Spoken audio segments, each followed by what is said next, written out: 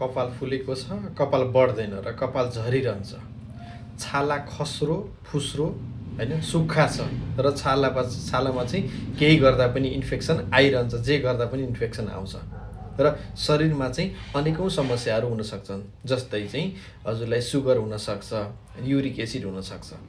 यस्तो चाहिँ सबै समस्याहरू चाहिँ खास किन हुन्छ त?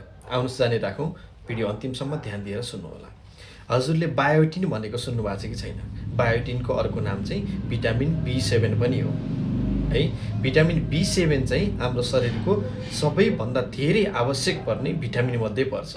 यो चाहिँ यसको कुरा चाहिँ हजुरले कतै नसुनेको हुन सक्नुहुन्छ। यसले चाहिँ खास गर्छ के भन्दा हाम्रो शरीरको सेलहरू छ नि, सेललाई चाहिँ जीवित राख्ने काम गर्छ। हजुरलाई थाहा छ होला, सेलको चाहिँ एउटा निश्चित म्याद हुन्छ र त्यो सेल बन्छ, बनिसकेपछि केही समयपछि सेल मरेर जान्छ हैन। अब त्यो सेलहरू मर्न नदिनको लागि चाहिँ बायोटिनको काम हो। बायोटिनले चाहिँ हाम्रो कपाल बढ्ने, नङ बढ्ने, छालाहरू चाहिँ मेन्टेन भइराख्ने, छालाहरू चाहिँ राम्रो भइराख्ने हैन, सबै कुरा चाहिँ एभ्रिथिङ हाम्रो शरीरमा चाहिँ मेन्टेन भइराख्नु पर्यो भने चाहिँ के हुन्छ, त्यसको लागि चाहिँ बायोटिनको आवश्यकता हुन्छ। र बायोटिनले चाहिँ यस्तो काम गर्छ कि हाम्रो शरीरलाई चाहिँ नोक्सान हुन दिँदैन। जति पनि हाम्रो शरीरमा भइराखेको कुराहरू छन् त्यसलाई मेन्टेन गर्छ। हजुरलाई थाहा छ होला मेटाबोलिजम के हो? जस्तै हामीले खाना टन्न खानु पर्यो र त्यो खानाको चाहिँ खाइसकेपछि इनर्जी लागेर जाँगर पनि शरीरमा आउनु पर्यो हैन। यो किन हुन सक्छ? यदि त्यस्तो छैन भने बायोटिनको कमी भएको हुन सक्छ। हजुरको कपाल बढिरहेको थियो, अहिले बढ्न छोड्यो, त्यो के हुन सक्छ?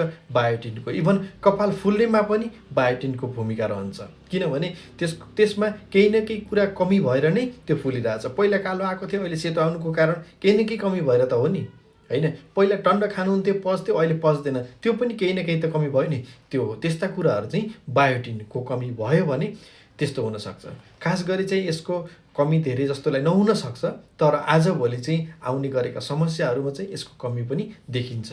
तर यसको लागि चाहिँ खानेकुरा के खाने त? जस्तै हजुरले अन्डाहरू खानुभयो, मासु खाँदाखेरि कलेजो खानुभएको छ हैन, अनि काउली फ्लावरहरू खानुहुन्छ, जस्तै नट्सहरू, काजु, बदाम, छोकडाहरू यो खानुहुन्छ हैन। त्यस्तै गरी नरिवल पनि हैन, नरिवल खानुहुन्छ, विभिन्न खालका बेरिज, ब्लुबेरिज, रेड बेरिज हैन, यी बेरिजहरू पनि खानुहुन्छ।